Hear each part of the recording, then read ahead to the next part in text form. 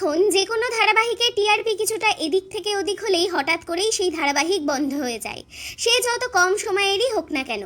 কিন্তু এবার যা হলো তা হয়তো নিজেও ভাবতে পারেননি অপরাজিতা আড্ড।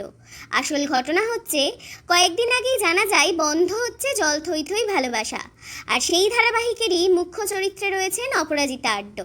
সাধারণত দেখা যায় টিআরপি কম থাকলে কোনো ধারাবাহিকের স্লট বদল করা হয় বা সেই ধারাবাহিক পুরোপুরিভাবেই বন্ধ করে দেওয়া হয়।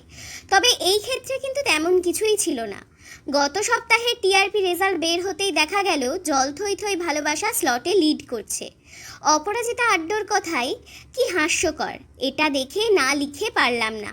যে সমস্ত সিরিয়ালে টিআরপি কম সেগুলো চলছে, আর আমরা রেটিংয়ে এতটাই এগিয়ে আছি, স্লট লিডার শেয়ারও বেশি, সেই ধারাবাহিক আগেই বন্ধ করে দিল। এখানে হাসি ছাড়া আর কিছুই আসছে না। অভিনেত্রীর মন্তব্যের পরেই বহু নেটিজেনদের বহু মন্তব্য করেছেন। গত সপ্তাহে জল থই থই ভালোবাসা টিআরপি তালিকার 7 নম্বর স্থানে ছিল।